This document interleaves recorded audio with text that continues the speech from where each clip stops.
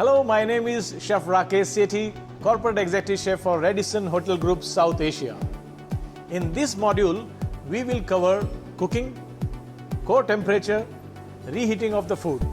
And through this video, we will broadly understand and describe what is cooking, types of cooking, core temperature of the food, and reheating of the food. Let's start by answering what is cooking. Cooking is a process of preparing food through different methods. Cooking can be broadly divided into hot food process and cold food process. Hot food process is the process where heating is involved. It is further divided into grilling.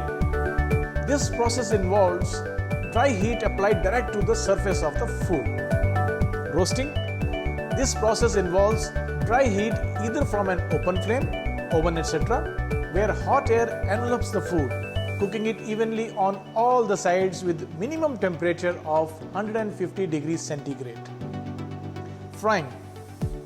It involves cooking of food in hot fats or oils either by shallow frying in a pan or by deep frying, wherein the food is immersed in the deep utensils of hot oil.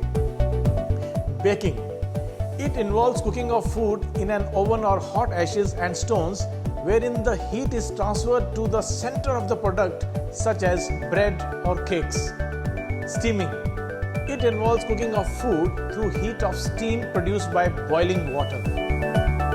Boiling.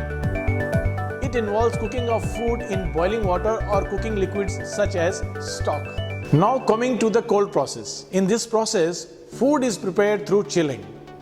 Cold process is further divided into cold salads, juices, cold cuts, ice creams, and cold desserts. Certain guidelines to keep in mind for cooking in a way that food safety is maintained at all time. It is recommended to keep cold kitchen away from hot process zone, even though kitchen is designed based on cuisine type. The cooking of vegetarian and non-vegetarian food should be done separately to avoid contamination. Cooking, processing or preparation should be done only in food-grade containers or equipment. Only potable water should be used for cooking activities. In frying operations, only fats and oils suitable for cooking should be used. If cooking fats and oils are reused, they should be assessed to ensure they are fit for reuse. Periodic quality check of the fats and oils used should be done by checking for suspended particles, odor, and unpleasant taste due to oxidation. Coming back to the guidelines. No additives which are banned by FSSAI should be used. All additives used must be within permitted limits. It should be in prescribed quantities. Measures should be taken to prevent cross contacts of foods containing allergens with other foods, like segregation of allergens from other food items during preparation. If fermented foods like idli, dosa, etc. are being made, then timing should be carefully maintained to prevent growth of pathogens and toxin formation. Proper outlets for smoke or steam, etc. through chimney or exhaust fan and more should be provided in the cooking and frying areas of the establishment. Another way of cooking is microwave cooking. Microwave cooking is an electric oven that heats and cooks food by exposing it to the electromagnetic radiation. Raw animal food being cooked in a microwave oven should be rotated or stirred throughout or midway during cooking to compensate for uneven distribution of heat. Heated to a temperature of at least 75 degrees centigrade for 15 seconds. Allowed to stand covered for minimum of 2 minutes after cooking to obtain temperature equilibrium.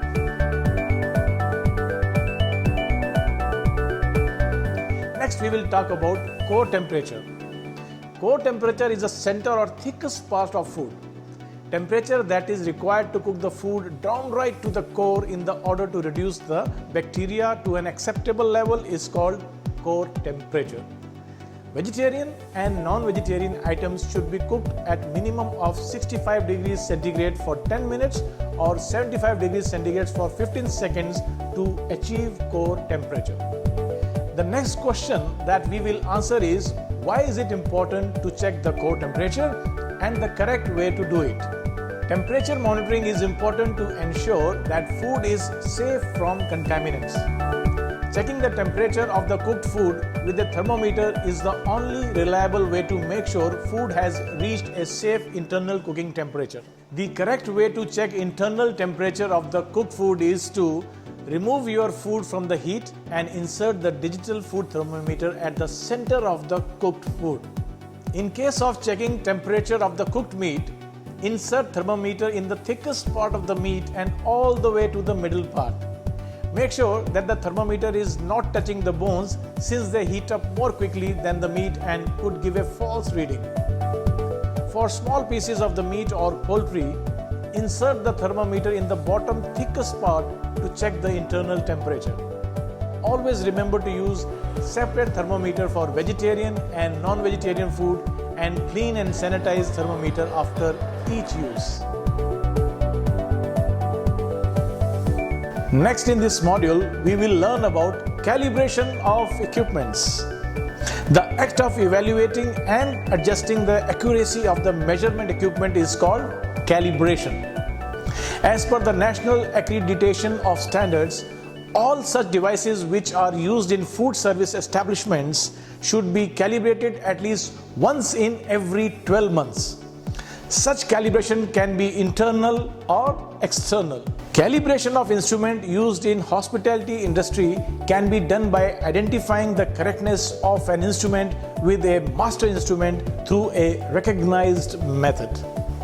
Certain factors to remember for calibration of equipments are: whenever during calibration, if the instrument cannot be corrected to zero error, the error observed must be identified on a label which is fixed on the instrument to enable addition or subtraction of every reading observed. Records should be maintained of each calibrated instrument.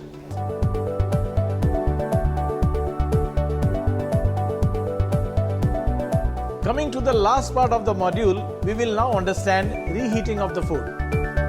Factors that an establishment needs to follow for reheating of food are: reheating of food should be done in such a way that the food is heated uniformly, and it must be assured that the core temperature of the food reaches 75 degrees Celsius.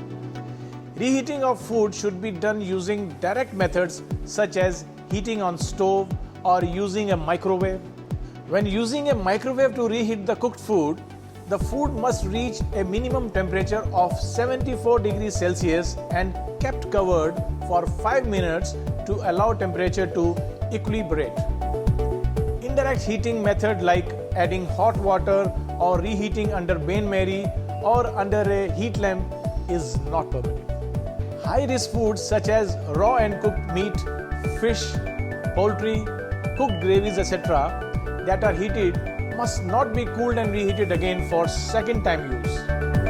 We have come to an end of this module.